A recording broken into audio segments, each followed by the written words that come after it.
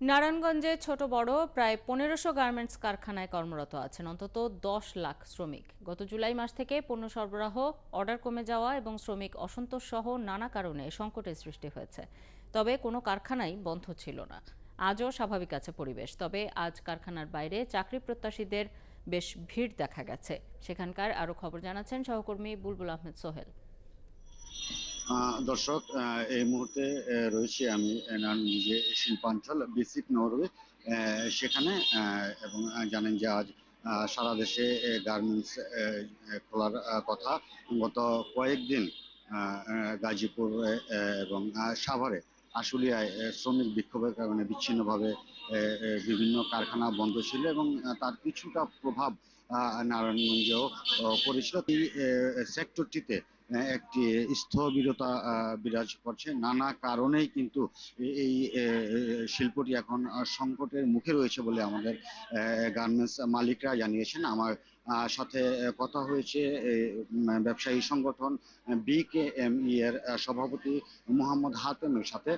তিনি আমাদের যে কথাটি জানিয়েছেন যে সেই আন্দোলন থেকে শুরু করে এই পর্যন্ত নানা কারণে কিন্তু বিভিন্ন সময় তাদের যে পণ্য সরবরাহ সেই শিডিউলে বিপর্যয় ঘটেছে। কিছু ক্ষেত্রে তাদের অর্ডার কমে গিয়েছে এবং নানা ধরনের শঙ্কায় রয়েছে গার্মেন্টস মালিকরা।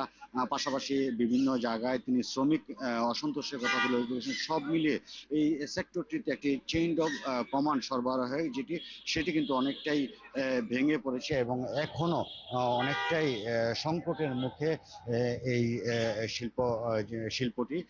এবং আমি এই মুহূর্তে দেখতে পাচ্ছি যে এই বেসিক নগরীতে বেশ কিছু শ্রমিক, তারা আসলে বেকার শ্রমিক সংগ্রামে তারা একটি আন্দোলন চালিয়ে যাচ্ছে। তারা আসলে কোনো ফ্যাক্টরিতে কর্মরত নয়, কিন্তু তারা চাকরির খোঁজে বিভিন্ন জায়গায় ঘুরছেন এবং বিভিন্ন কারখানায় তারা ইন্টারভিউ দেওয়ার জন্য প্রস্তুত। তারা সিভি হাতে নিয়ে তারা বিভিন্ন কারখানা দাঁড়ে দাঁড়িয়ে যাচ্ছেন। অনেক ছোট ছোট কারখানা কিন্তু বন্ধ হয়ে গেছে এবং তারা কাজের পরিসর কমে গেছে। সেই ক্ষেত্রে নতুন করে আসলে তাদের শ্রমিক নেওয়ার সুযোগ নেই। সব ধরনের কার্যক্রম স্বাভাবিক রেখে স্বাভাবিক কাজকর্ম তারা চালিয়ে যাওয়ার আহ্বান জানিয়েছেন।